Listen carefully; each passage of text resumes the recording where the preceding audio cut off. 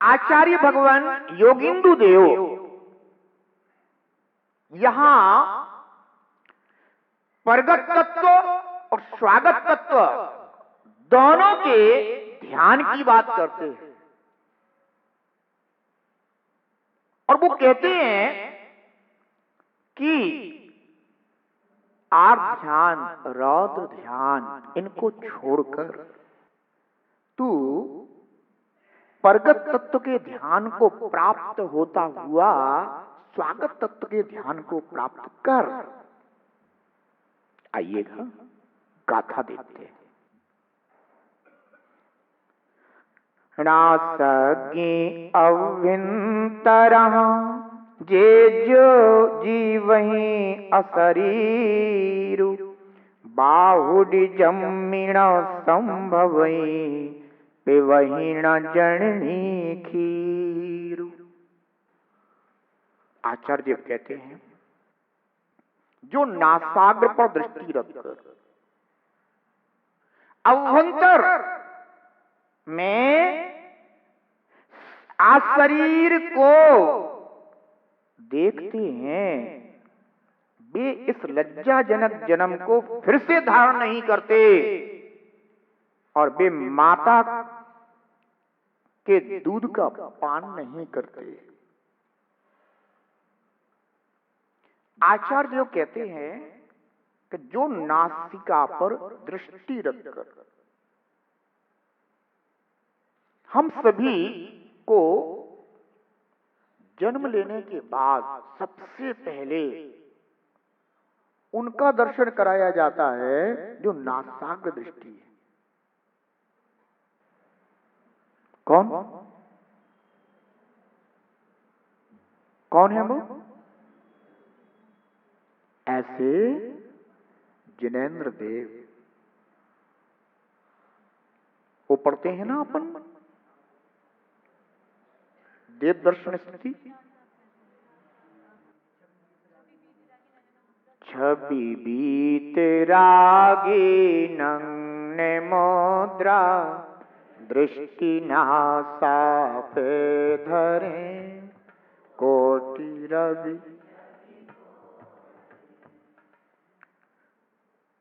कैसे है अरहंत परमात्मा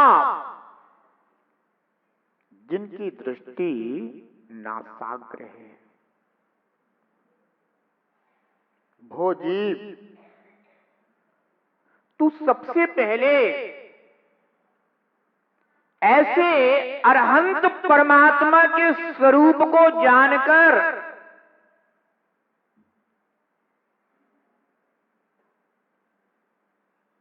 ऐसे नासाग्र दृष्टि वाला होकर अभ्यंतर में अशरीरी आत्मा का ध्यान कर।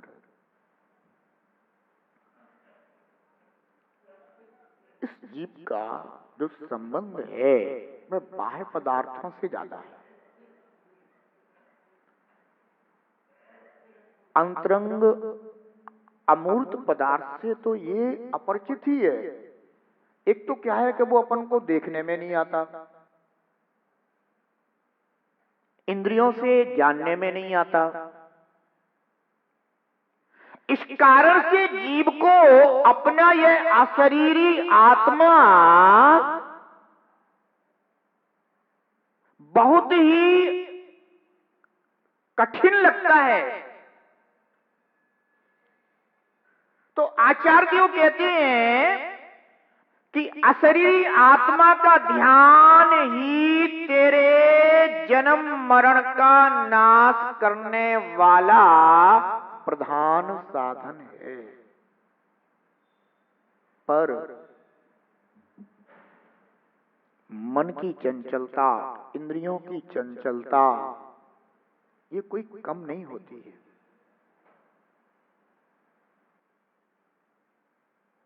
मन और इंद्रियों की चंचलता बहुत विकट है। ये जीव को अपने इष्ट में स्थिर नहीं रखते हैं। हाँ, जो अनादि के परिचित इष्ट हैं उनमें तो बिना बुलाए ही एकाग्र हो जाते हैं। पर यदि इस जीव को कहा जाए कि अपने मन और इंद्रियों की चंचलता को रोकने के लिए तू पंच परमेष्ठियों का स्मरण कर, ध्यान कर, जैसी दृष्टि अरहंत परमात्मा ने अपनी नासा पर एकाग्र कर ली है, उसी प्रकार से तू भी अपने को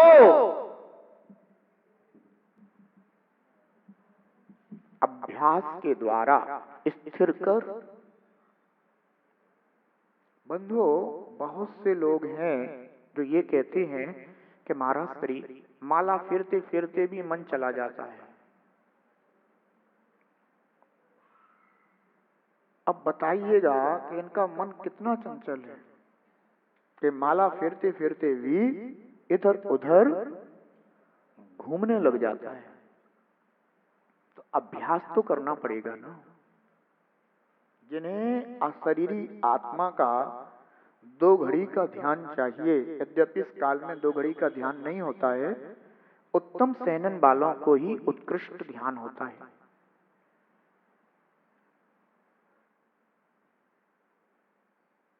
परंतु वह ध्यान चाहिए तो इस मन को भी एकाग्र करना होगा। और मन की एकाग्रता के लिए जिन जिन बाह्य साधनों से आपका संबंध बना हुआ है ना, वो त्याग आवश्यक है। इसलिए आचार्य भगवान यह बता रहे हैं कि जो नासिका पर दृष्टि रखकर, अर्थात जो इस योग्यता वाले हो गए, जिन्होंने आर्त ध्यान के योग्य इष्ट, उन इष्टों का परित्याग कर दिया है, जिस कारण से उनके प्रति जो एकाग्रता थी या ध्यान था, उनका वो छूट गया है। अब वो उस विकल्प से रहित हो चुके और सरलता से, सहजता से प्रगट तत्व पंच परमेष्ठी आदि के ध्यान में जो स्थिर रहने लगे,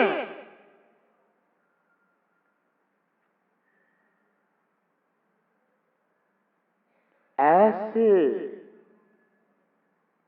भव्य पुण्यात्मा पुरुषार्थी जीव अभ्यंतर में आ शरीर को देखते हैं।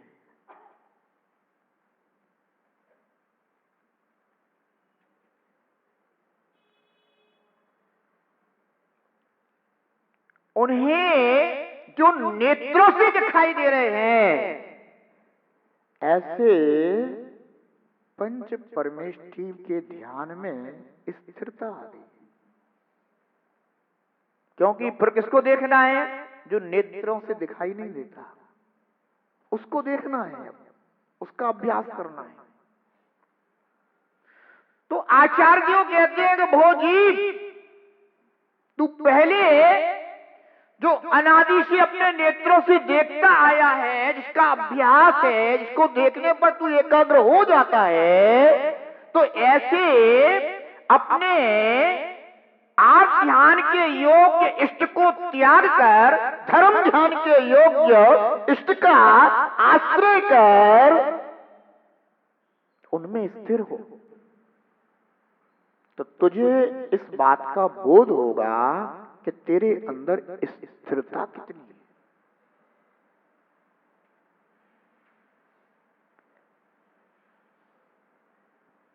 जिनेंद्र देव के दर्शन करते हो ना, दर्शन करो, उनके स्वरूप को जानो और फिर एकाग्र होने के लिए किसी एकांत स्थान पर बैठकर फिर उन्हीं का ध्यान करो। जैसी नासाग्र मुद्रा उनकी है, वैसे ही नासाग्र होकर के और जैसे हाथ पर हाथ धरे वे बैठे हैं, ऐसे ही हाथ पर हाथ रख कर, यानी अपने अन्य बाह्य कार्यों का उतने समय के लिए त्याग कर, छोड़कर अपने को एकाग्र करना सीखो। अगर ये एकाग्रता तुम्हारी बनने लग जाए तो फिर तुम अभ्यंतर, आचार्य क्या कहते हैं, अभ्यंतरः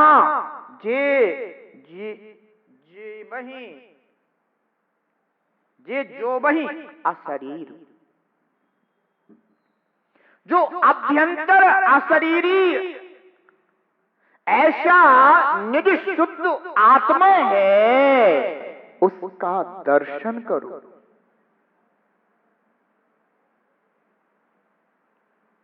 और अगर तुम्हारे अंदर एकाग्रता नहीं बनी है तो तुम अपने अभ्यंतर अशरीरी आत्मा को देख नहीं सकते, जान नहीं सकते।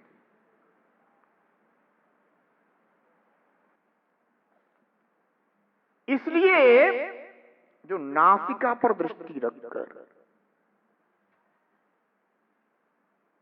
इसकी क्या जरूरत है? हमें तो अपनी आत्मा को देखना है, हम नासिका पर दृष्टि रखें। तो नासिका पर दृष्टि रखकर का तात्पर्य ये है कि जो इस तरह से अपने अभ्यास को प्राप्त हो चुके हैं और जिनकी इंद्रियां और मन अब जिन्हें चंचल नहीं करते,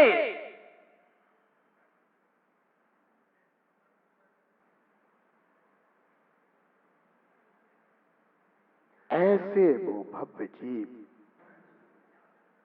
अशरीरी आत्मा का ध्यान करें, दर्शन करें।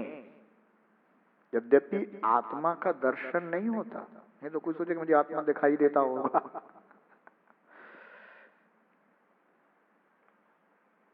आत्मा दिखाई नहीं देता, कोई प्रदेश दर्शन संभव नहीं है। जैसे अपन इन नेत्रों से पंच परमेष्ठी आदि प्रगट तत्वों का दर्शन कर लेते हैं, ऐसा ही हमें कोई आठ शुद्धात्म प्रदेशों का दर्शन हो जाता हो, तो ऐसा नहीं होता।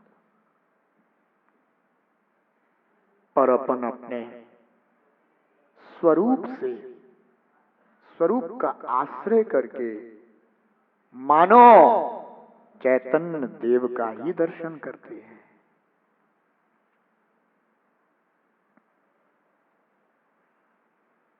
समझ गए ना?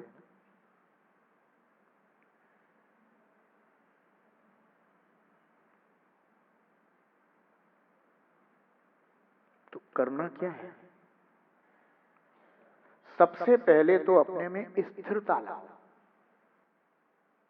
क्योंकि यह अस्थिरता हमारे उपयोग को अस्थिर करती है। आप बिल्कुल एकाग्र होकर के प्रवचन सुन रहे हो, आपके बगल में कोई बैठा हुआ है और अचानक उनका थोड़ा सा बिल्कुल स्पर्श आपको हो गया, आपका उपयोग क्या बात? पूछने लगे क्या बात है? बोले कुछ नहीं। अच्छा कोई बात नहीं, क्या हो गया?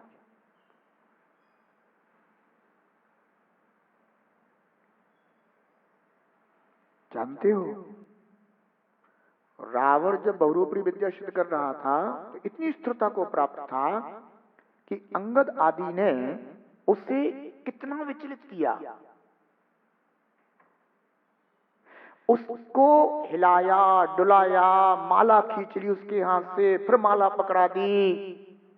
उसके सामने जो उसके इष्ट हैं, ऐसे संबंधी मंदोदरी आदि रानियों के है ना, विक्रिया से वहां पर उनका रोदन आदि दिखाया। वो कह रहे हैं कि ऐसे बैठने से क्या होता है, देखो ये हमारे साथ कैसा व्यवहार कर रहे हैं। पर रावण था कि वो इतना अपने कार्य में एकाग्र था कि उसके ऊपर किसी का कोई प्रभाव नहीं पड़ा। वो एकाग्रता चाहिए अशरीरी आत्मा के ध्यान के लिए। ज्ञान होना अलग बात है, श्रद्धान होना अलग बात है, पर ध्यान होना एकाग्रता की बात है।